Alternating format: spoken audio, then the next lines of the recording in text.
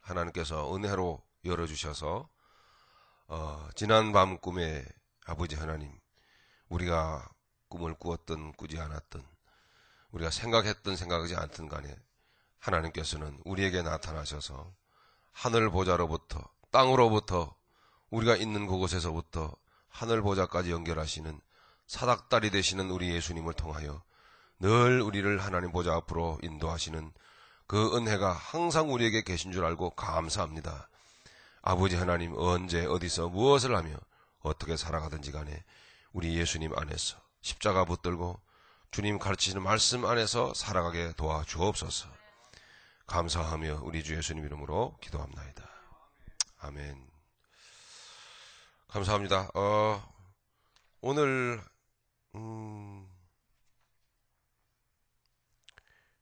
여러분 나눠드린 유인물 24페이지죠?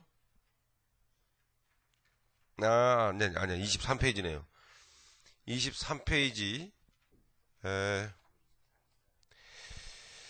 거기 19절까지 하고 끝냈죠. 그죠? 19절까지. 거기에 우리 공부한 전체 내용이,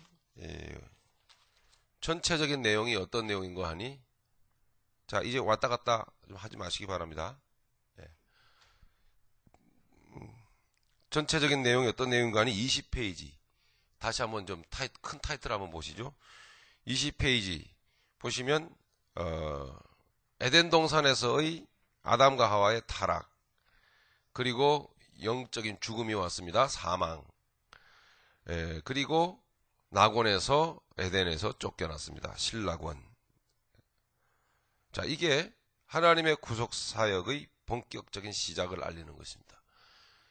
하나님의 구속 사역의 본격적 시작을 알리는 것입니다. 타락부터. 그냥 하나님께서 예정하신 것. 허용 작정이라 그랬죠? 허용 작정하신 것. 세서부터 우리의 영적 사망, 그 안에 들어있는 모든 절망적인 우리의 인생의 모습들. 그 속에서 결코 여러분은 어떤 바른 가치관을 가지고 바라봐야 된다는 얘기죠. 여기며 타락이며 영적 죽음, 사망이며 이런 것들은 매우 싫은 거 아니에요. 그죠? 원치 않는 거죠. 본질적으로는 하나님도 원치 않는 거예요. 하나님께서 우리의 타락을 왜 원하시겠습니까? 우리가 하나님과 관계가 끊어지는 것을 하나님이 왜 원하시겠어요? 원하는 게 아니에요. 그런데 그거보다도 어떤 본질적인 하나님의 궁극적인 목적을 이루시기 위하여 지금 우리의 아픔을 하나님은 계획을 하시고 허용하셨다는 사실이죠.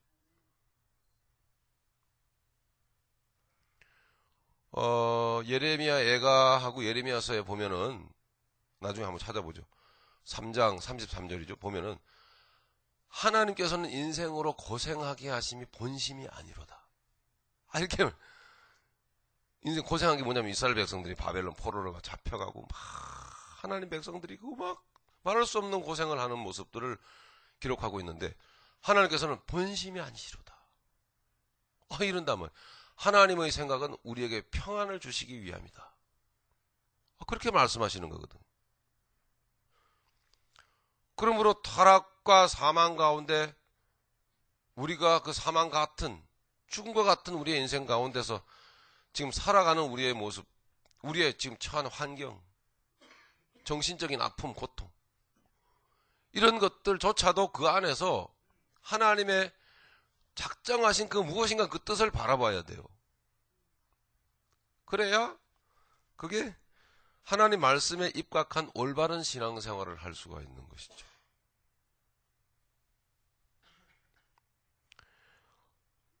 에덴 동산에서 쫓겨나는 것까지 하나님께서는 사실 선한 의도를 가지고 다 계획을 하셨으며 실행하셨다.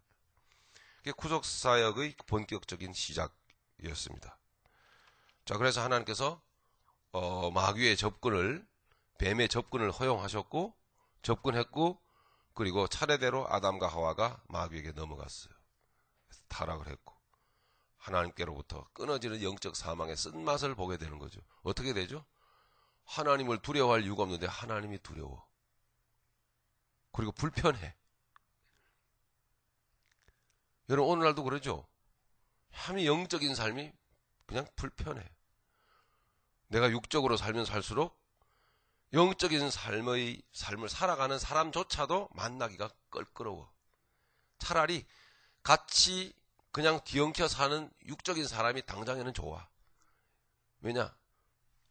비추는 영적 비추심에 부담이 없거든요. 그죠? 그냥 세상 얘기만 하면 편안하잖아요. 당장에는. 이런 일들이 우리에게 있지 않습니까? 홍 집사님만 타락을 많이 하셨던 것 같아요. 회개 많이 하세요. 그런데 영원히 멀리 도망갈 수 있어요, 없어요? 도망도 못 가요. 가봐야 한 10m 정도? 개념적으로 볼 때. 항상 하나님의 소원은 여기에 있고, 예, 멀리도 도망 못 가면서 가까이 다가가지도 못하고 부담스럽고 두렵고 이런 생활들을 한단 말이죠. 그게 뭘까? 뭐였어요? 그게 아담과 하와였어요. 그럴 때마다 저와 여러분들은 결코 소망의 끈을 놔서는 안 돼요. 아버지께서 다 보고 계신다. 무엇을 작정하셨길래 도대체? 예, 우리가 상상할 수 없는 엄청나고 큰 목적을 하나님은 이미 계획을 하시고 이렇게 시작을 하시는 거예요.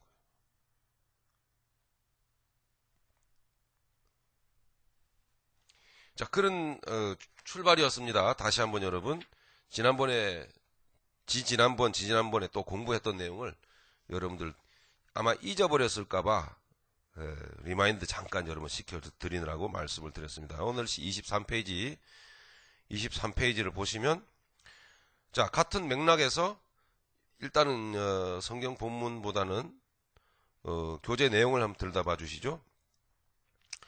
조금만 더 리마인드 하시죠. 16절서부터 21절까지 교재 내용을 보시면은, 자, 역사적인 사실과 영적 상징을 동시에 담고 있는 하나님의 언약이다. 자, 이렇게 말씀하고 있죠. 역사적 사실과 현실과 여러분들의 지금 현실도 같이 동일한 차원에서 이해해 주시면 되겠습니다. 예. 여러분들의 지금 현실 그리고 영적 상징을 동시에 담고 있는 것이다. 자, 무슨 얘기인가 하면 하나님께서는 범죄의 그 대가로 여자에게 잉태하는 고통을 주셨죠. 수고하고 자식을 낳아야 된다 말씀하셨죠. 이게 현실이잖아, 그죠? 아담과 하와에게 현실로 다가왔죠. 예, 근데 단순히 그런 현실, 육적인 현실뿐만이 아니고 그 안에는 영적인 깊은 의미가 들어있어요. 이거 두 가지를 믿음의 사람들은 동시에 알아야 돼요. 이제부터 여러분들은 동시에, 안 그러면 여러분 좀 허무한 인생을 살 수밖에 없어요. 안 그러면 여러분 십수년 신앙생활 해왔던 게 아무 소용이 없어요. 예. 권사님이 됐다고 여러분 이렇게 좀 약간 뭐랄까 가오를 잡는다고 할까요? 장로님이 되셨다고 뭐 그거 여러분 참 불쌍한 모습입니다. 현실의 모습과 현실을 통해서 영적인 하나님의 메시지를 동시에 생각할 수 없으면 여러분 한참 믿음이 어린 사람입니다. 왜냐하면 거의 대부분 현실만 바라보게 되거든요. 그죠? 현실만 바라보기 때문에 울고불고 화내고 절망하고 이런 일들을 막 경험을 하잖아요. 아담과 하와에게 닥친 현실은 굉장히 암울한 현실이었어요. 그 이전에는 이런 게 없었어요. 그런데 범죄한 이후로 너무나 고통스러운 삶이 되어버리고 말았어요. 우리 인생이. 그 범죄의 핵심이 뭐죠? 자, 선악과를 단순히 따먹은 겁니까? 아니에요. 결국 선악과는 따먹게끔 하나님이 계획을 하신 거예요. 결국 율법은 우리가 바로 알아야 되고 결국 율법은 지켜져야만 되는 거잖아요. 그렇죠? 근데 그 문제는 뭐죠? 왜 에덴 동산에서 쫓겨났죠? 자기 스스로 하는 거예요. 그게 문제인 거예요. 그러니까 자기 스스로 하는 것은 뭐죠? 하나님 명령이 필요가 없잖아요. 천국 에덴 동산은 뭘 상징하죠? 천국을 상징하잖아요. 아니, 에덴 동산 안에서 하나님 명령 무시하고 사는데 그 어떻게 에덴 동산에서 사는 삶을 허용을 할 수가 있어요? 그러니 너와 너는 여기 에덴 동산이라고 하는 것은 동산 뭐라 그랬죠? 울타리를 치다라는 뜻이죠. 그죠? 세상을 만드시고 나서 그 별도로 울타리를 쳐가지고 뭘 만드신 거예요. 창설하신 거예요. 그게 바로 하나님의 나라인 것입니다. 이 세상 가운데 하나님의 나라가 있어요. 자, 거기서 내어 쫓김을 당하는 이유는 뭐죠? 하나님 명령을 안 들어. 하나님 명령 귀를 안 기울이는 거예요. 그리고 내 마음대로 나도 할 수 있다고. 하나님 그거 말씀하시는 거요. 뭐 부모를 공경하라. 뭐 내 이웃을 사랑하라. 그건 나도 할 수 있어요. 그런 거. 그래서 선악을 내가 분별하는 거잖아요. 그죠? 문제는 내가. 나도 할 수 있다는데 하나님이 기가 막힐 노릇 아닙니까? 그래? 어떻게 한번 살아봐라.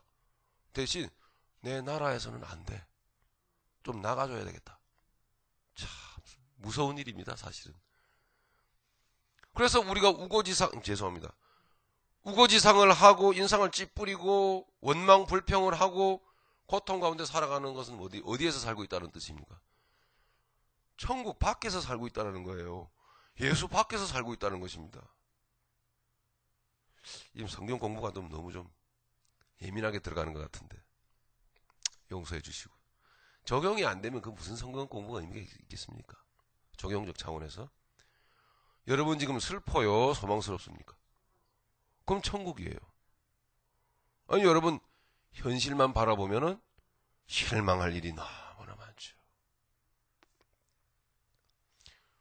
어저께 아까 오다가 우리 집사람이 한 얘기인데, 차 안에서 어떤 타교인이 영성훈련 받으러 오시잖아요. 그 중에 한 분이 항상 우리 교회에 관심이 많아갖고요. 주보를 항상 들었다 본대요. 올 때마다. 근데 교회를 어떻게 유지를 하세요? 지난주에 나온 헌금이 총액이 1600 몇 불이에요. 평균 이런 식으로 나오나요? 모르지요, 나도. 근데 걱정을 막 하는 거예요. 그래서 걱정도 팔자시네. 그럼 우리 교회로 등록을 하시던가. 그거 어떻게 해요? 뭐가 우리가 잘못된 게 있나? 회개할 거리가 있나? 하나님의 뜻을 좀 더 바라보려고 애를 쓰고 그분께 맡겨야죠, 뭐. 그죠? 어저께 성장반에서 제가 한 얘기입니다.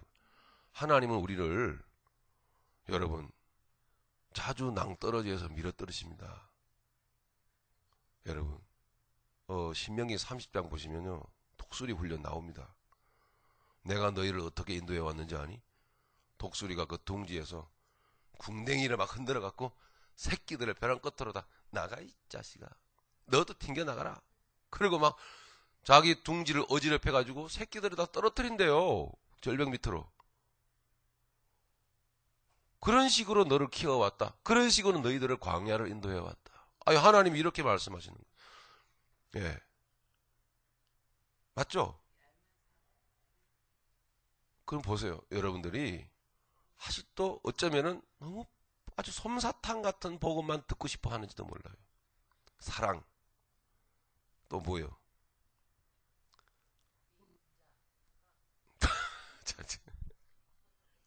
근데 그런 하나님이 아닌데 왜 자꾸 그런 하나님만 자꾸 들으려고 그럴까요? 사랑의 예수님. 우리를 품어주시는 예수님. 그죠? 지엄하신 하나님. 이거는 싫어요. 하나님께서 우리를 절벽 밑으로 밀어 떨어집니다. 과감하게 발로 차버려요. 떨어져라 이놈아. 그리고 팍 내차버립니다. 우리를 그냥 냉정하리만큼, 잔인하리만큼 절벽 밑으로 떨어뜨리는 하나님. 근데 그 하나님은 떨어지는 우리를 100%, 단 0.001%도 실수하지 않고 딱 받아내실 수 있는 실력이 있으신 분이라고요. 이것을 우리 삶 가운데서 가르치십니다. 여러분 반드시 복음을 이해해도 제대로 이해하셔야 돼요. 그분은 떨어뜨리고 받습니다. 예, 받아요. 그래서 그 환난 가운데, 시련 가운데 우리를 조금도 부족함이 없이 온전케 구비하게 하려 함이라. 야고보서 1장 2절, 3절, 4절에 나오죠. 인내를 온전히 이루라. 너희를 조금도 부족함이 없이 온전히 구비하게 하려 함이라. 구비하여 조금도 부족함이 없게 하려 함이라. 그렇게 하나님은 우리를 만드신다고요. 강하고 담대한 믿음의 사람으로, 믿음의 장부로 만들어 가신다고. 그래 그분은 여러분들을 발로 밀어차버립니다. 잔인하신 하나님, 냉정하신 하나님. 이유가 뭘까요? 그렇게 하나님께서 우리를 이렇게 세우셔야 우리가 우리를 미워하는, 증오하고 우리를 항상 하나님으로부터 떨어뜨려 놓으려고 하는, 생명으로부터 떨어뜨려 놓으려고 하는, 그리고 이 세상의 금은 보화, 물질 세계와 딱 갖다 붙여 놓으려고 하는 사단 마귀와 싸워서 이길 수 있거든요.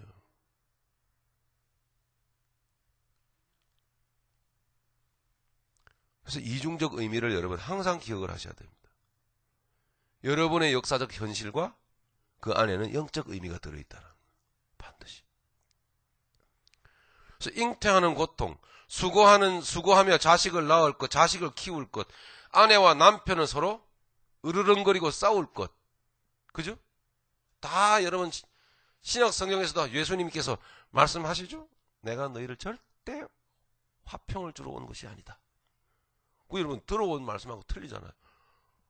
예? 저도 영성훈련 받을 때요. 제가 들었던 말씀하고 전혀 듣지 못했던 말씀이 성경 속에 다 있는 거예요. 근데 그거는 다 피해간 거야. 미안하지만. 정말 들어야 될 말씀을 다 피해가지고 아주 달콤한 사탕 같은 말씀만 자꾸 입에다가 집어넣어준 거예요. 그러니까 현실의 문제만 조금만 생겨도 이거 왜 안 해줘요? 나는 왜 이래요? 예? 교회 잘 나가는데 왜 이런 일이 생겨요? 자꾸 이런 식으로만 자꾸 생겨요.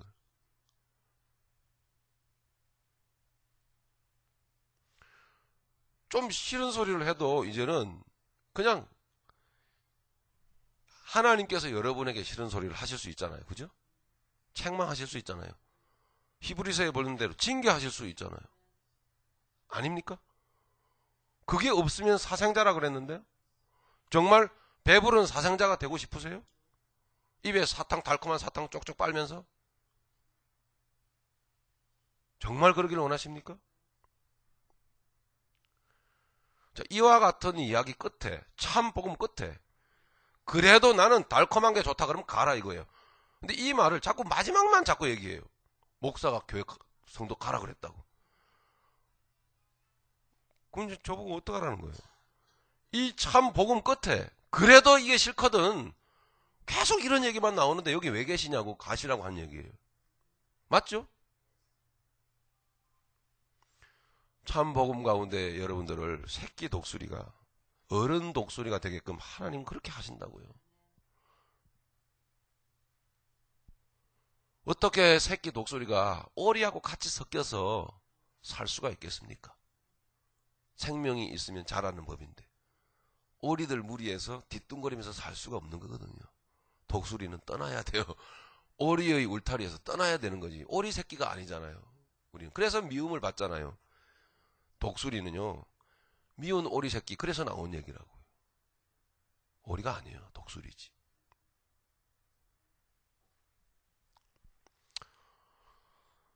우리가 살아가는 이 시대가 정말 만만치 않은 것을 우리는 하나님은 이미 다 알고 계시고 영적인 사람들도 다 알기 때문에 좀 강하게 훈련을 받으셔야 돼요. 독한 마음을 품고 훈련을 받으셔야 됩니다. 문제 없습니다. 헌금 1000불, 1600씩 나와도 문제 없어요. 하나님은 다 알고 계시잖아요. 우리가 바른 길 가려고 애를 쓰고 오늘날 지금 저부터도 뭔가 잘못된 자세를 고치려고 하나님 앞에 무릎을 꿇을 때에, 그죠? 정직한 중심으로. 그러면 그럴수록 하나님은 더 가혹하게 문제를 주실 수도 있잖아요. 그렇죠? 부정적인 환경 속에서 항상 긍정적인, 우리의 육신적인 긍정이 아니라 하나님의 구속사 안에서의 긍정입니다. 반드시 하나님은 선한 뜻을 이루어 가셔야만 하기 때문에 이것조차 허락하신다. 여러분이 사드락과 메삭과 아벳노고였다고 입장을 바꿔놓고 생각해 보십시오. 바벨론으로 끌려간 그것도 참 괴로운 일인데, 그죠? 거기에서 더 큰 환란을 만나. 다니엘도 마찬가지고. 으르렁거리는 배고픈 사자 밥이 되게 생겼어요. 평소보다 7배나 더 뜨거운 느부갓네살 왕의 금신상 앞에 절하지 않았다고 하여 다 죽게 생겼습니다.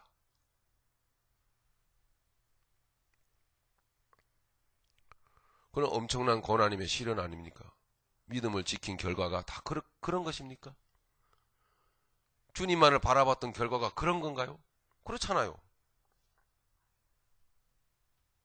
바른 생각을 갖고 고뇌하고 고민하며 몸부림쳤던 결과가 고작해야 하나님이 네가 있는 곳을 떠나라고 말씀하시는 겁니까? 떠나면 뭐가 어떻게 되는 거예요? 저 아브라함 얘기입니다. 고생스럽잖아요. 나이가 젊어야 말이지. 다 늙어갖고. 이제 떠나서 도대체 어디 가서 어떻게 또 삶을 꾸려가야 한단 말입니까, 하나님? 근데 하나님은 여러분들이 그 자리에 있으면 여러분 편안하고 안일할 수 있는, 뭐가 편안할까요? 육신이. 그죠? 육이 만족을 누릴 수 있는 그 현장을 다 끊어내고 다 물리쳐라 이 얘기 아니에요. 그리고 정말 그 육신적으로 보면은 너무나 쓸쓸하고 고독해. 친구도 없고 주머니도 가볍고. 우리 교회 안에 여러분 정말 할 일 없어서 왔다 갔다 하시는 분들 계시거든요. 어떻습니까?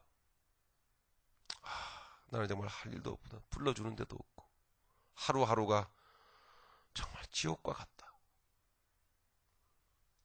그러면 여러분 세상의 욕망에 여러분 막 비전을 가지고 막 여러분 동분서자며 막 땀 흘리며 뛰어다니는 게 과연 행복일까요? 꼭 여러분 그래야 합니까? 바삐 움직이고 여러분 오늘은 동으로 내일은 서로 벌자 잘 살아야지. 그게 과연 여러분 행복일까요? 여러분 그게 행복이었으면 우리 과거에 그렇게 안 살아본 사람이 어디 있습니까? 돌이켜 보십시오. 정말 행복이 있던가요, 그 안에? 하나님이 무언가를 일을 작업하시는 과정 아니겠습니까? 그죠? 그 속에서 지금 나는 정말 할 일이 없는 거예요. 근데 할 일이 없는 무료한 삶을 경험을 해봐야 돼요. 해봐야 된다고요. 안 그러면 모세의 40년 미디안 광야의 생활은 뭡니까? 그건 모세에게만 국한된 일일까요? 모세는요 40년 동안 정말 할 일이 너무나 없었던 거예요. 코작해야 양치기 목동짓이요. 예? 종교도 다르고 문화도 다르고 모든 것이 다른 사람들 틈에 섞여서 말하자면 독수리가 오리 새끼들 틈에서 이게 도대체 뭐하는 짓인가? 한때는 그래도 잘 나가던 애굽 왕궁의 왕자가 아니었던가?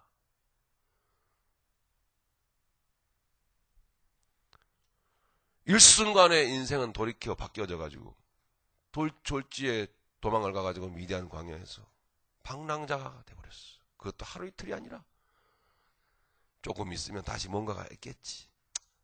뭔가 좋은 일이 있겠지. 했던 것이 40년이나 돼버렸어. 왜 그렇게 모세는 무료한 삶을 살아만 됐을까요? 무료한 게 아니에요. 40년 동안, 그 전에 40년 동안 애굽에 있으면서 하나님의 아들이, 그죠? 하나님의 아들이잖아요. 이스라엘 백성이잖아요. 그죠? 택한 백성이잖아요. 택한 백성이 애굽 왕궁에 있으면서 들어왔던, 이 머릿속에 집어넣어왔던, 몸에 담아왔던 모든 독소들을 다 뽑아내는 기간이었다고. 40년 동안이나. 왜 하나님 아무 일도 안 시켜요? 그게 다 빠져야 되는 거예요.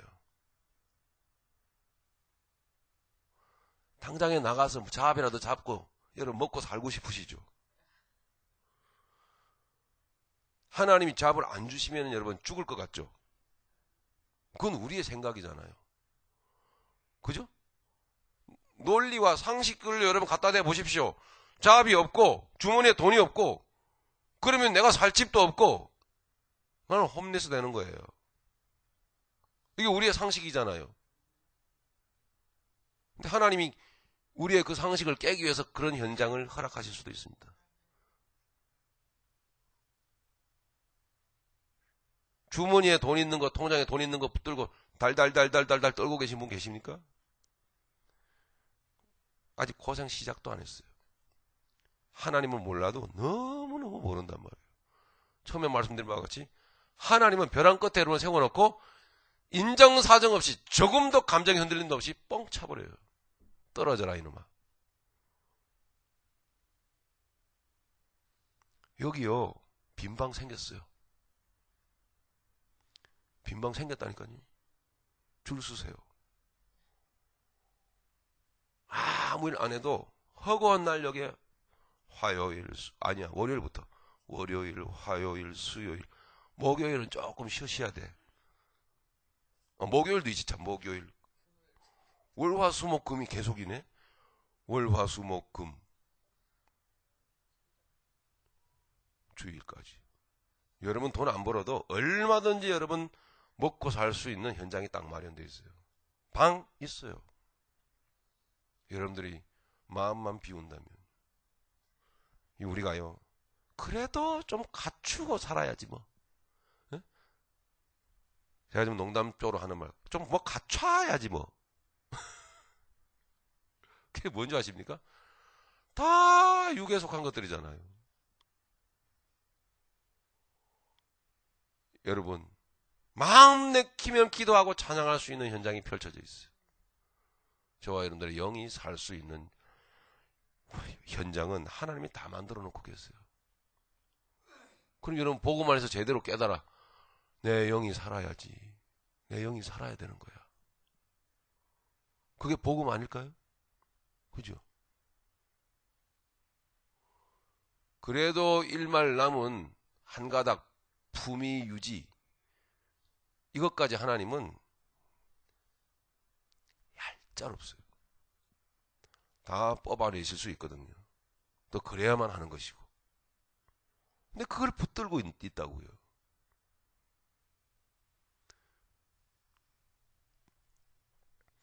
그래서 그래 하나님께서는 또 모세 얘기로 돌아갔습니다. 무료하게 만들어서 모세가 할 일이 없어. 뭘 좀 어떻게. 너무 실력이 좋잖아요. 모세는 머리도 잘 돌아가고 말도 잘하고. 예? 모세가 말을 못했습니까?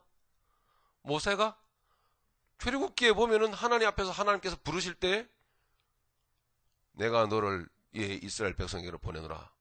응? 내 백성을 데리고 와라. 모세가 나같이 말 못하는 반봉어리가 병신이 무슨 말을 합니까? 이렇게 되어버렸거든. 사도행전 7장에 가보세요. 스데반 집사님이 모세를 어떻게 설명하고 있는지. 그는 말과 언변에 능한 자라. 애굽에서 배운, 즉 당시로는 애굽은 미국입니다. 최고의 학문을 배운 그 사람, 말과 기술과 언변, 학술에 능한 자라. 그 사람이 어떻게 됐죠? 병신이 돼버렸어요. 그 전에 있던 그게 뭐죠? 바로 자아거든요. 자아. 그놈의 자아를 붙들고 절대로 행복할 수가 없다라는 거죠. 그래서 하나님 그걸 다, 그 독을 다 빼내기 위해서 아무것도 할 일 없게 만드는 거예요. 병신이 된 거예요. 다 늙어버렸어. 할아버지가 돼버렸어. 그럼 이제 뭘 합니까? 논리적으로 상식적으로 생각해 보세요. 이 늙은이가 뭘 해 이제. 하나님 참 답답하시다. 그래도 좀 혈기왕성할 때 뭐 그래도 일을 주실 것이지. 이제 와서 뭐 갑자기 뭐 이상하게 뭐 번쩍번쩍 떨기나무 가운데서 나타나고 내가 너를 뭐 쓰리라. 장난하십니까 지금. 나 지금 좀 태행성 관절염에 시달리고요. 혈압도 높고 지금 안 좋아요. 예? 나 오래 못 산다니까요. 그건 네 생각이고. 이제 준비가 됐거든. 이제 시작하자. 이게 하나님이십니다.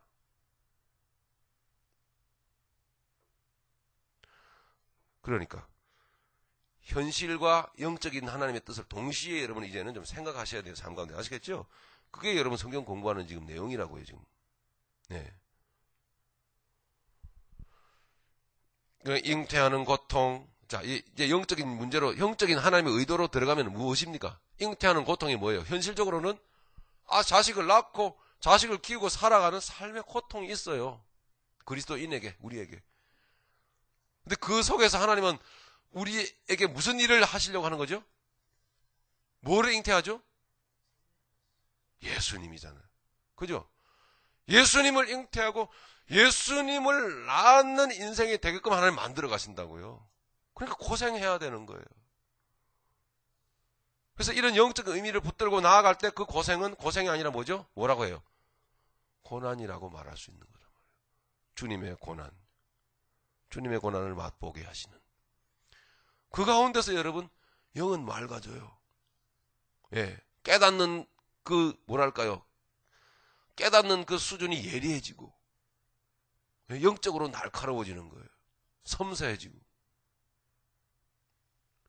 정신이 또렷해지고, 내 마음에는 뭔가 모르는 행복의 뭉게구름이 뭉글뭉글 피어오르고. 그렇게 하나님 만들어 가시거든. 몇 주 전인가 제가 말씀을 설교 중에 처음에 우리는요 그냥 육의 본능 덩어리예요. 이게. 그러다가 더러운 육의 본능으로 뒤엉켜 살아가는 인생이 정말 아니다라고 하는 추악하고 더러운 어떤 그 깨달음을 우리에게 주셔서 막 애를 쓰게 하는 가운데 되어지는 수준이 뭐냐면 뭐죠? 이해하는 수준이에요. understand. 이해. 그래서 막 참아내요. 또 인내도 해. 그런데 그 이해는 아직 윤리에 불과한 거예요. 그리고 우리가 하는 수준이 겨우 이해 수준인 게 너무 많은 거예요. 이런 짐승처럼 살아서는 안 돼라고 하는 깨달음 가운데서 애를 쓰다 보니까 얼떨결에 되는 게 이해예요. 이해 수준이라고요. 그거를 좀 신앙생활 뭐 수준 있게 한다고 하고 있다고요. 그러면 이해도 안 하는 차원도 많죠. 이거 이해의 수준은, 이거는 정말 알고 보니까 이것도 아니다라고. 그때 그 이후부터 하나님께 내 자신을 드리게 되고, 그러니까 모든 환경을 나를 빚어가시는, 다루시는 하나님의 사랑의 손길로 이해하게 되고 받아들이게 될 때, 그때부터 그 이후에 우리에게 이루어지는 게 뭐냐면 수용의 단계예요. 수용해요. 모든 것을 수용해. 묵묵히 받아들여. 이때부터 조금씩 주의 일을 감당을 하기 시작하는데 아직 넉넉하게 감당은 못해요. 왠지 아십니까? 그 더 높은 위에 상위 단계가 있거든요. 그게 무슨 단계입니까? 감당하는 단계예요. 수용하는 단계도 너무나 좋지만 아직 부족한 이유가 뭐냐면 남에게 줄 것이 없어요. 내가 지금 열심히 수용하고 있는 수준이거든요. 감당하는 단계는 바로 십자가 지는 단계입니다. 남에게 흘러갑니다.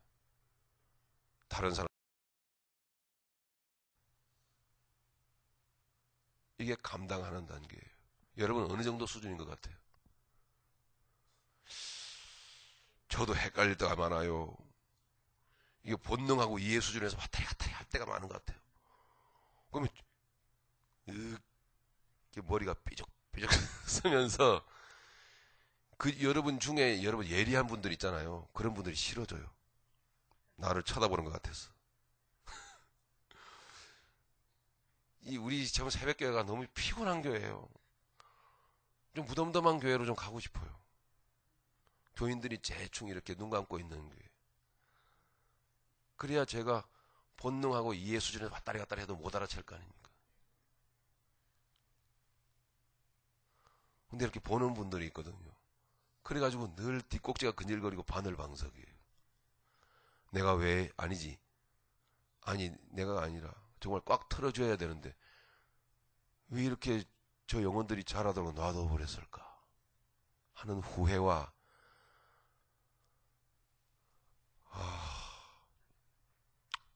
도망가고 싶어.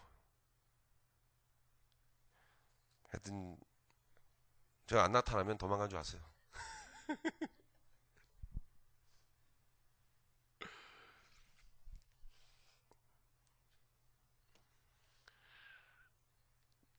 이게 너무 우리가 먼저 공부했던 내용을 살펴보는 시간이 너무 길어버렸는데, 자, 그러니까 오늘 본론으로 들어가야 되는데, 잉태하는 고통 아시겠죠? 수고하고 자식을 낳는다. 남편과 아내가 서로 영적으로 부딪힌다.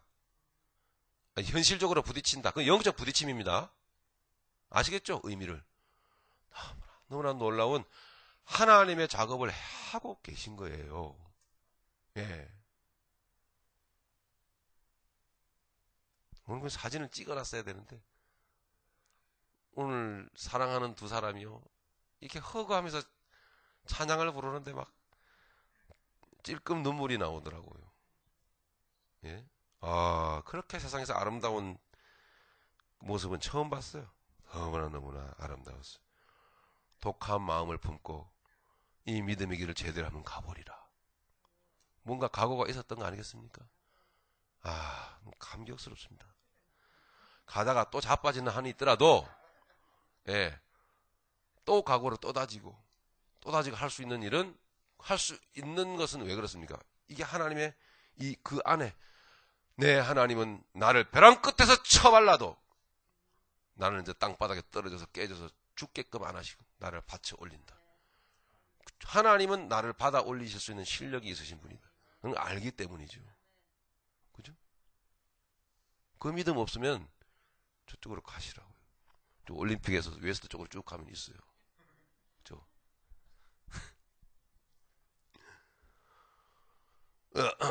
그래서 그런 내용입니다. 땅은 저주를 받게 될 것이고, 동그라미 5번째로 얘기하고 있는 거죠. 종신토록 수고해야 그 소산을 먹게 될 것이면, 이게 무슨 뜻이다 아시겠죠? 네. 자기와의 싸움이요. 땅이 가신더물과 은건키를 낼 것이다. 너의 먹을 것은 밭의 채소다. 무슨 뜻이다 아시죠?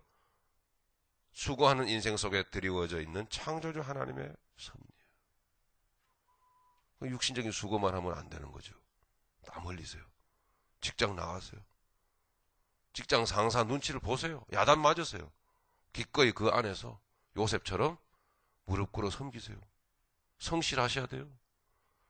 자녀들 잘 기르셔야 돼요. 수고하셔야 돼요. 예? 학교 보내주고 대우러 가고 수고스럽죠. 하셔야 돼요. 그 안에서 자기를, 내 심령밭을 찍어서 영적인 포크레인으로 찍어서 여러분 갈아엎으세요. 할렐루야. 하셔야 돼요. 그게 아버지의 뜻이라고요. 누구 못지않게 부지런하셔야 되고, 누구 못지않게 땀 흘리셔야 된다고요. 너의 묵은 땅을 기경하라. 그 뜻이라고요.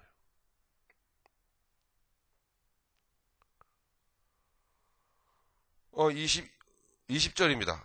자, 이제 본론 오늘 내용입니다. 23편 20절 보시면, 20절 먼저 한번 읽어보죠. 3장 20절. 다 같이 시작. 아담이 그 아내를 하와라 이름하였으니 그는 모든 산자의 어미가 됨이더라. 아멘. 이게 무슨 말인가? 하와라고 하는 이름은 모든 산자의 어미라고 하는 뜻을 담고 있다는 것이잖아요. 즉 무슨 의미냐면, 이해하기 쉽게 해석을 하면 모든 사람이 하와처럼, 이런 뜻입니다.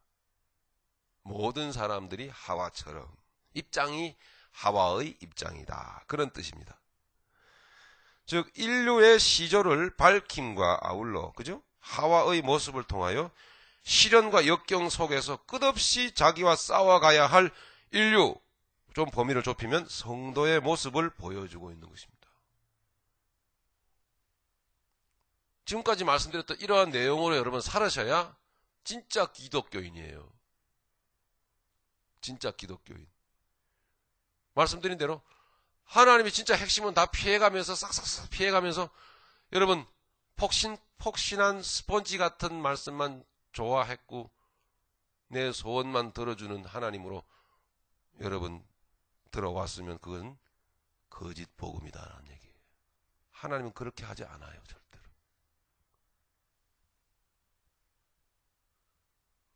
지금도 복음을 들으면서 찔리고 답답하고 힘든 분들은 거짓 복음을 붙들고 여러분 일말의 소망을 가지고 내 자아를 내려놓지 못하고 자아를 하나님께서는 무자비하게 무너뜨리시는데 나는 그거를 붙들고 안 무너지려고 애를 쓴 결과 고통스럽습니다.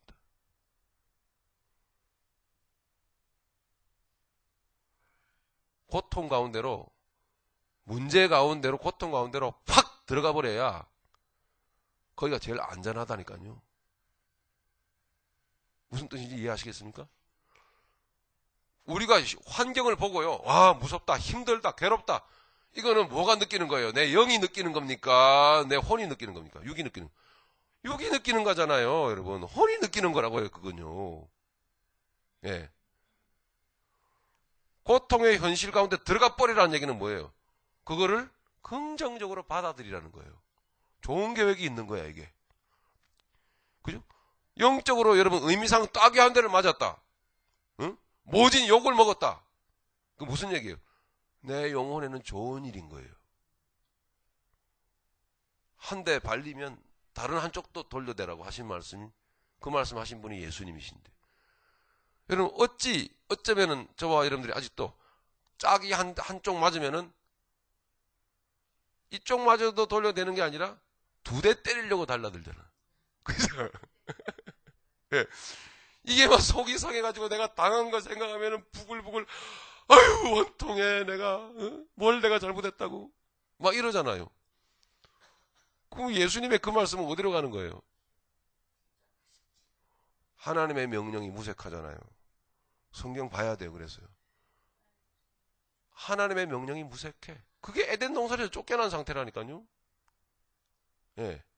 하나님의 명령이 항상 머릿속에서 빙빙빙빙 돌고, 하나님의 명령이 항상 민감하게 내게 들려지고 깨달아지고. 그죠? 그렇게 되어야 그게 에덴 동산이라고요. 그럼 절대 안 두려워요. 예. 그러니까 고난과 환난 속에 오히려 싹 들어가 버리면 뭐가 편해지죠? 두려워했던 그게 사실 가짜였고 영혼이 편한 거예요. 사실은. 직장 다 잃고 정말 그 더러운 냄새나는 우사, 예? 소가 살던 집을 이렇게 대충 뜯어 고쳐가지고 그 들어가서 사는데요. 진정 왕창 쫄딱 망해가지고 뭐 부자도 아니지만 어쨌든 인생은 완전히 다 완전 밑바닥을 치는데, 야, 어떻게 보면 참 불쌍하더만요. 예? 왼쪽에는 우리 집사람 손, 오른쪽에는 우리 코 올리게 예빈이 손 붙들고, 때는 겨울이라 추워져가는 겨울로 깊어가는 가을날 집에서 쫓겨나가지고 어디도 갈지 모르고 주머니에 쥔돈은 없고, 예? 뭐 이사를 가긴 가야 되겠는데 이삿짐 센터 부를 돈도 없는 거예요. 각자 숟갈 젓갈 하나, 이불 하나, 때는 겨울이라 좀 겨울 옷 몇 가지씩 챙기고 다 버리고, 친구들이 와서 정신 나간 놈이라고 욕하죠. 예. 환경이 주변이 조롱하는 것 같고 날씨는 춥죠. 앞이 안 보여. 근데 이미 간증드린 대로 신기하게도요, 그걸 하나님이 허락하신 거예요. 요구하시는 거예요. 근데 제 입장에서만 얘기해서 미안합니다만 하나님의 환경을 받아들일 수 있도록 은혜를 구하세요. 저의 입장은요, 하나님이 은혜를 부으시니까요 정신이 하나도 없더라고요. 그러니까 고통해하는 정신이 없어지더라고요. 근데 붕붕 구름을 나르는 것 같아요. 그러니 육신적인 사람들이 볼 때는, 이제 나름 정상이라고 하는 사람들이 볼 때는 저게 미친놈인 거예요. 나이는 30대 중반이 돼갖고. 그런가요? 응. 해가지고 지가 다 차버린 거야. 직장도 관두고 살던 집도 떠나고 떠날 수밖에 없게 돼. 다. 그러니까 뭘 먹고 살지? 그래서 하나님이 인도 따라서 불기둥 구름기둥 인도 따라 간 곳이 현실에 맞는 곳이에요. 그때 한 달에 얼마 줬던가? 한 달에 100불인가 아마 그랬을 거야, 여기 돈으로. 10만원. 응? 한 달에 10만원으로 그 새가 나온 그 시골 총구석을 찾아서 갔어요. 하는 거니까 완전히 소똥 냄새가 질질 나고, 벽은 짝짝 갈라져가지고, 밖에 밭이 다 보이고, 집 안에 물을 떠놓으면 물이 얼어버려요. 전혀 난방이 안 돼. 난방기구도 없고, 이불을 있는 대로 뒤집어 쓰고 몸을 웅크리고 추우니까 얼마나 몸이 아파요. 오그리고 자니까. 아침 일어나면요. 애는 아프다고 울죠. 화장실은 없죠. 공동 화장실. 막 싸가지고 막 그 덩어리가 산이 되는 거 있잖아요. 왜? 얼어가지고, 그게 얼어가지고요. 앉지도 못해요, 이게. 응? 그래서 그것도 곡괭이로 깨요. 응? 깨다 보면 그게 입으로 튀어다 들어오고 막 얼굴에 튀고 막 탁 튀고. 여러분 너무 아주 럭셔리한 데 사셔가지고 뭔 얘기 하는가 모르시는 모양인데요. 예? 막 벽으로 막 구물구물한 게 막 올라오고. 예?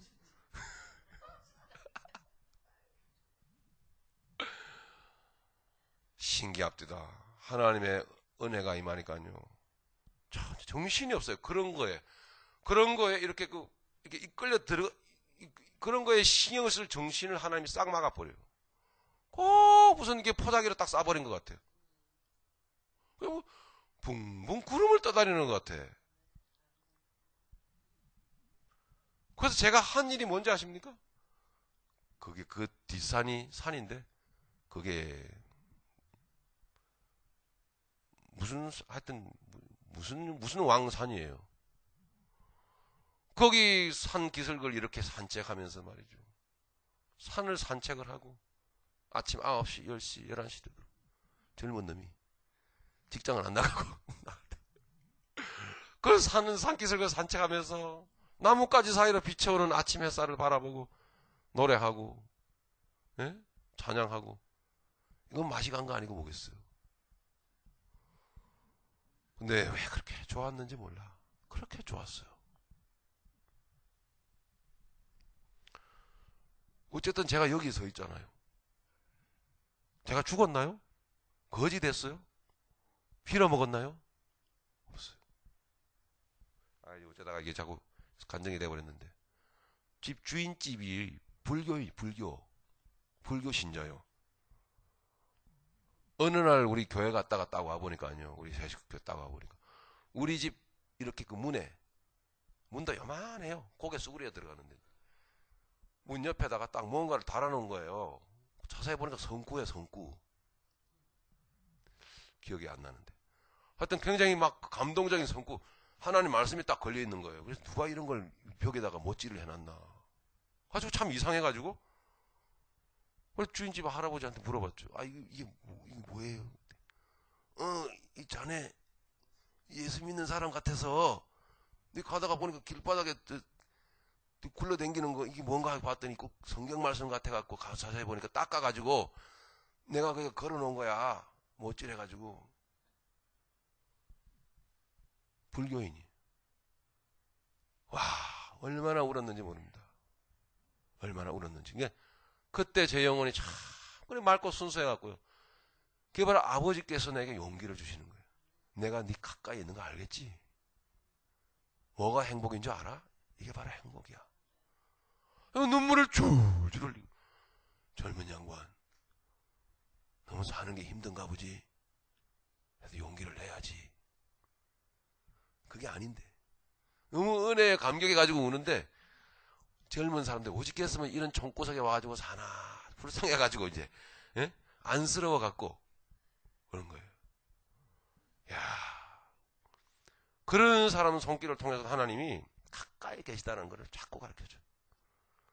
네 인생 절대로 잘못되는 거 아니다. 자꾸 하나님. 그러니까 3년을 그 산속에서 살았는데요. 정말 그게 천국이었어요, 저는.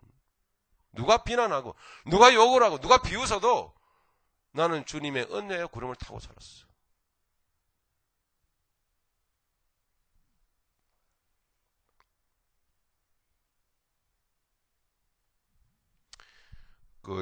여기만 좀 보고, 이거 좀 쉬는 시간 가졌으면 좋겠습니다. 우리 이사야서 한번 찾아보세요. 이사야서 45장인데요. 우리 함께 금요일날 나눌 말씀인데 잘 보세요. 여기 이상한 말씀을 하나님 하고 계시거든요. 45장 1절 2절 3절까지만 우리 한번 읽어보자고요. 시작. 나 여호와는 나의 기름 받은 고레스의 오른손을 잡고 열국으로 그 앞에 항복하게 하며 열왕의 허리를 풀며 성문을 그 앞에 열어 닫지 못하게 하리라. 내가 고레스에게 이르기를 내가 네 앞서 가서 험한 곳을 평탄케 하며 논문을 쳐서 부수며 쇠빗장을 꺾고 네게 흑암 중의 보화와 은밀한 곳에 숨은 재물을 주어서 너로 너를 지명하여 부른 자가 나 여호와 이스라엘의 하나님인 줄 알게 하리라. 아멘. 이건 현실이거든요. 이스라엘 백성들이 처한 현실. 바사왕, 페르시아왕 고레스를 보내겠다라는 거거든요. 이 이전의 이스라엘 백성들이 생활이 뭐냐면 바벨론에 붙잡혀간 포로 생활을 하고 있었던 거예요. 근데 하나님께서 계시의 말씀을 주는데 내가 기름 부어 세운 왕 고레스를 보내가지고 너희를 해방시키겠다는 거예요. 그 얽혀있는 쇠빗장을 내가 끌릴 것이며 너희의 결박을 내가 풀을 것이다. 그리고 내가 너희에게 선물을 주겠다. 고레스를 통해서. 이런단 말이에요. 여러분, 그러니까 조금 현실적으로 돌아와가지고 이게 현실적으로만 보면요. 이게 뭔 말인지 몰라요. 그죠? 아니 무슨 고레스가 무슨 하나님으로부터 기름 부음을 받아요. 보내심을 받은 자는 뜻 아니에요. 고레스가 하나님 믿는 사람 아니거든요. 그리고 막 영적인 얘기를 막 말씀하신다고요. 험한 곳을 평탄케 할 것이고 논문을 쳐서 부수고 쇠빗장을 꺾을 것이고 흑암 중에 보화와 은밀한 곳에 숨은 재물을 줄 거다고. 막 이게 무슨 얘기야 도대체. 바벨론이나 여러분 바사나 고레스나 똑같아요. 나쁜 놈들이라고요. 예? 아주 징글징글한 우상 숭배하는 더러운 인간들이에요. 더러운 족속들이라고요. 근데 이렇게 말씀하신다고요. 이거 현실적으로 이루어졌거든요. 또 이게 무슨 뜻이죠?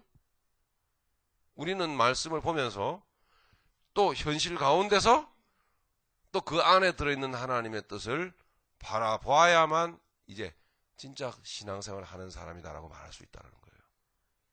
이게 무슨 얘기예요? 고레스는 누구를 예표하고 있습니다. 누굴까요? 예수님. 바로 그거잖아요. 근데 하나님이 이런 식으로 자꾸 말씀하시거든. 예. 그래서 말씀을 바라보는 눈이 영적으로 복음적으로 구속사적으로 제대로 뜨이지 않으면요. 말씀이 안 보여요. 여기 이 고레스는 곧 예수님을 말하는 거예요. 그러니까 현실적으로 가보면 이스라엘 백성들에게 또 다른 지배자가 나타난 것 뿐이에요. 또 다른 지배자. 바벨론이 물러가고 더 센 놈이 나타난 거야. 그러니까 바벨론은 물러가고 고레스를 통해서 이스라엘 백성들이 본국으로 돌아가게 됐거든요. 그죠? 1차, 2차, 3차까지 본국으로 돌아가게 되잖아요. 그 현실이거든요. 그런 일을 통해서 하나님은 믿음의 사람들이 무엇을 깨닫기를 원하십니까? 참 메시아이신 예수 그리스도를 통해서 우리를 이 세상의 결박 가운데서 우리를 영적으로 풀어주시려고 하는 거구나. 할렐루야. 너의 자아와 붙들고 있는 자아와 이 욕망과 세상에 붙들린 모든 인간성, 죄성에서부터. 왜냐? 괴로움이 거기서부터 오는 거니까. 고통이 거기서 오는 거니까. 두려움이 거기서 밀려오는 거니까. 그 결박을 끊어놓으시려고 하는 뜻이란 말이에요. 이스라엘 백성들에게 현실적으로 그렇게 이루어주시면서 역사적으로 하나님 그 가운데서. 그리고 여러분이 우리의 현실로 그대로 대입해 봅시다. 무슨 뜻이에요? 하나님은 여러분들의 부부관계, 여러분들의 물질 문제, 여러분의 가정을 해결하실 수 있어요. 그런 일을 통해서 하나님은 뭘 하시려고 하는 거죠? 예, 영적인 복을 여러분에게 주기를 원하신다고요. 예수 그리스도 안에서 참된 비전과 소망을 갖고 살아갈 수 있도록 하신단 말이에요. 거기까지 바라보아야 오늘의 주시는 시련을 감사, 오늘의 주시는 아픔을 기쁨으로 바꿀 수가 있는 거예요. 그게 진짜 크리스찬이에요. 예. 현실만 바라보는 것은 내 육이 좋으면은 아멘 감사합니다 축복해 주셔서 요러지만 현실만 바라보는 사람들은 그것만 있나요? 시련도 있잖아요. 그죠? 뭐 이게 가스값이 왜 이렇게 뛰어요 요즘 또. 예. 그러니 뭐 제 현실이 얼마나 암울한 줄 아세요? 애가 고등학교 때까지 공부하는 건 돈 없이 돈도 안 들고 좋았는데요. 이 대학을 들어가니까 학교 날 왔다 갔다 하지. 웬 대학교가 내가 불평불만이 아주 이 목구멍까지 가득 차게 올라와갖고. 좀 여러분 제가 좀 좋고 하는 겁니다. 뭔 대학교가 월요일부터 토요일까지 가요. 월, 화, 수, 목, 금, 토. 이건 완전히 이거 미국의 초등학교도 엘리멘터리 스쿨도 그렇게는 안 다니더만. 야 너는 대학교 가면 토요일도 가냐? 토요일도 가야 된대. 그렇게 말하는 저변에는 뭐죠? 개수값 무진장 나간다. 나 돈 없거든. 응?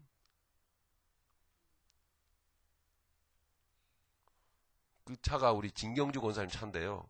이제 12월 중으로 12월 말로 돌려드려야 돼요. 또 차도 사야 돼. 제 인생 암울합니다. 예, 감동이 오시는 분은 개인적으로 예, 만나자 그러면 제가 만나겠습니다. 근데 현실만 보세요. 그렇게 살아가는 그래요. 좀 어떻게 뭐 도와주세요. 좀 이거는요 너무나 주님이 십자가 지시고 고생하신 거에 대해서 좀 너무 주님의 십자가의 고생을 정말 불쌍하게 만들어 버리는 거예요. 이런 사고 방식은 조금 더 고생 안 하려고 하고 조금 더 여러분 어려움 안 당하려고 하는 그게 무슨 십자가 예? 무슨 주님의 고난에 뭐 감동하고 눈물을 흘릴 자격이 없어요.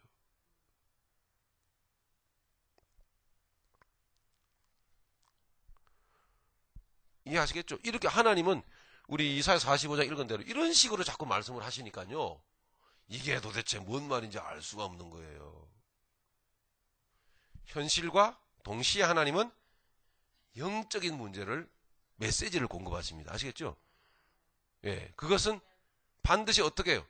구속사 안에서 그리스도 안에서 해석이 돼야 돼요. 그래야 정확한 답이 나오는 거예요. 신앙생활을 여러분의 말씀 사역을 이런 식으로 해야 돼요. 아주 클리어한 거예요. 복잡하게 할 거 없어요. 예, 그래서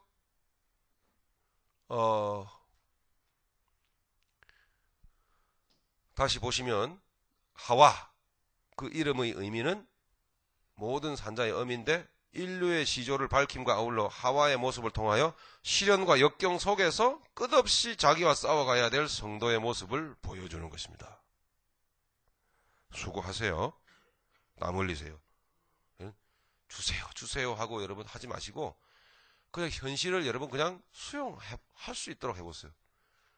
예? 수용할 수 있도록.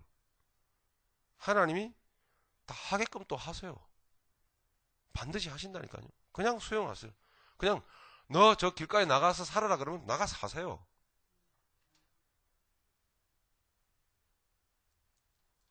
저요 정말입니다. 교회에 손 벌릴 생각 추호도 없습니다. 그럴 상황도 아니고요. 우리 교회 가난해요. 염치가 없어요. 그럴 수도 없고 그냥 있는 그대로를 그러니까 돌아보면요 좀 너무 요즘 편하다 싶어요. 제가 너무 편하다. 과거에는 야 참 그런 좋은 시절이 없었구나. 오히려 그런 좋은 시절이 없었구나. 요즘은 좀 너무 편하다 그래 불안해요. 사실. 그래서 이게 편해가지고 영적으로 무뎌지는 것 같아. 그게 염려스러워요. 사실 나도 모르게 슬금슬금 배가 나오고 나도 모르게 슬금슬금 몸이 무거워지고 안주하려고 하는 의식이 내 안에 생기지 않을까 하는 문제의식이 자꾸 들어온다고요.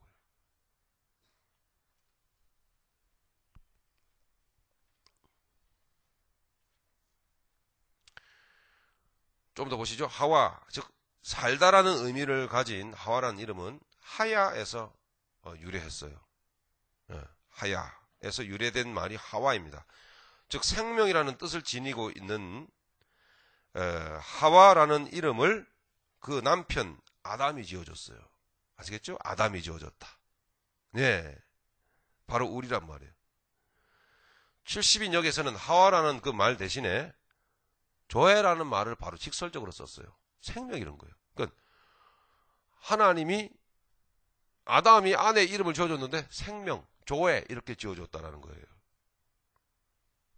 예, 이것은 뭐냐면 자 하와라는 이름을 통해서 16절부터 19절로 쭉 지금까지 설명한 대로 거슬러 올라가 보면은 그 모진 수고하고 고통스럽고 그런 살아내야 되는 삶의 그 순간순간 과정의 내용이 결과적으로는 이 하와라고는 이름으로 일단락 지어질 때에 하와라는 이름이 뭐라고요? 살다, 생명이라는 뜻이라니까요. 결국 뭐예요? 그 전체적인 그 이전의 내용은요, 우리를 살게 하시는 사는 존재로 만들어 가시고자 하는 아버지 하나님의 거룩하신 뜻이 들어있는 너는 자식을 낳을 것이며 낳는 고통이 있을 것이며 수고할 것이며 이런 내용이다. 그 안에 들어있었던 거예요. 하와라고 하는 이름을 우리가 예의주시하여 볼 때에 여러분들을 생명이라고 하나님의 이름을 지었다니까요. 우리 이름은 다 똑같아. 다 하와예요. 그죠? 생명인 거예요. 그러니까 우리의 지난날에 고생스러운 인생이 뭐였어요? 다 하나님의 계획하셨던 복된 내용으로 담겨 있었던 거예요. 근데 그거를 우리는 자꾸 현실 기복주의적인 사고방식으로 자꾸 바라보니까 하나님 우리를 복되게 하시려고 했는데 전혀 복이 안 되는 거예요. 늘 원망, 불평, 부정적인 생각, 패배주의적인 생각으로 일관되어 온 거죠. 여러분은 하와입니다. 그죠? 생명이에요. 예수님이 그렇게 이름을 지어줬단 말이에요. 그러니까 그 이전에, 그죠?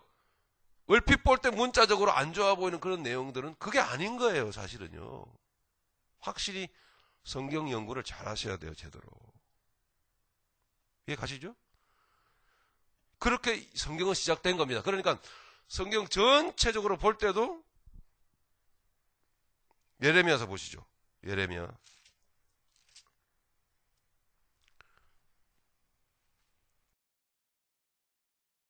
36절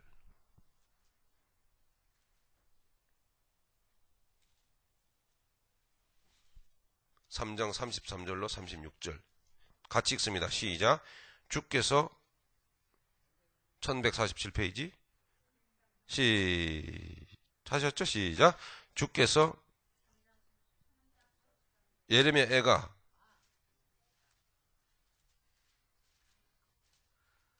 미안합니다. 예레미야 애가 3장 33절로 36절 시작. 주께서 인생으로 고생하며 근심하게 하심이 본심이 아니시로다. 세상의 모든 갇힌 자를 발로 밟는 것과 지극히 높으신 자의 얼굴 앞에서 사람의 재판을 굽게 하는 것과 사람의 송사를 억울케 하는 것은 다 주의 기쁘게 보시는 것이 아니로다. 아멘. 아버지의 본심을 잘 이해해야 되죠. 예레미야서 29장 가보겠습니다. 예레미야 29장. 우리 지난 주일날 우리 나눴던 말씀인 것 같아요. 그죠?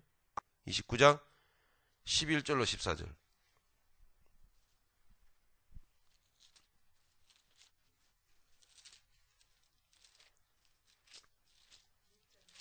예레미야 29장 11절로 1097페이지 11절로 13절 13절까지 같이 읽습니다. 시작.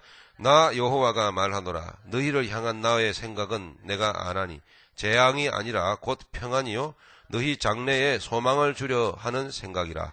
너희는 내게 부르짖으며 와서 내게 기도하면 내가 너희를 들을 것이요 너희가 전심으로 나를 찾고 찾으면 나를 만나리라. 아멘. 그렇잖아요.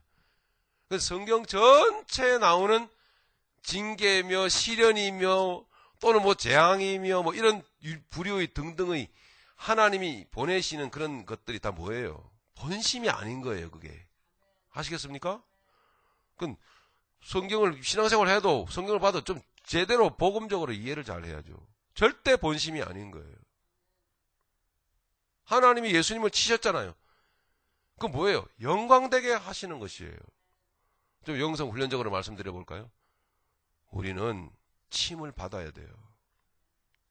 우리의 육은 침을 받기 위해서 존재하는 거예요.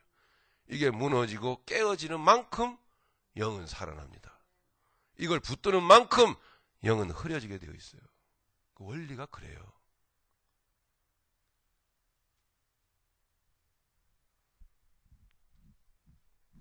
그 부분만 20절만 마무리하고 마치죠.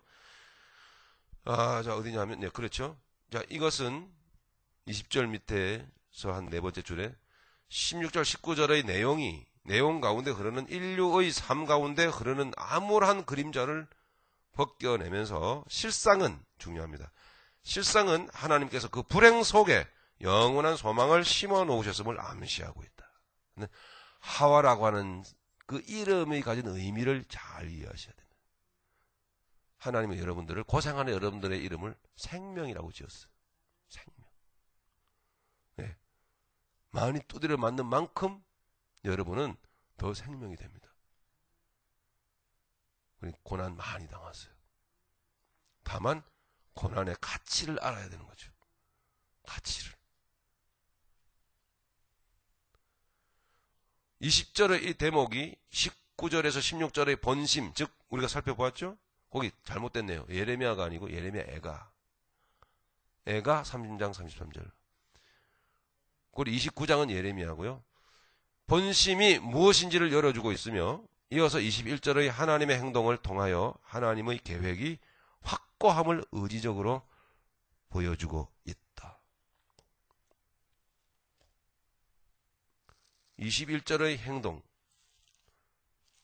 창세기 3장 21절의 행동. 그죠? 그렇죠. 보세요. 여호와 하나님이 아담과 그 아내를 위하여 가죽옷을 지어 입히시니라. 할렐루야. 이걸 보셔야 되잖아요. 가죽옷을 지어 입혔다. 그죠? 예수 그리스도의 의의 옷을 우리에게 입힐 거다라는 거죠. 그러니까 그 이전의 모든 부정적인 언어들은 부정이에요, 긍정이에요? 긍정인 거예요, 그게. 그 긍정적인 얘기라고요. 그걸 바라보시기를 바랍니다. 오늘을 참아내야 돼요.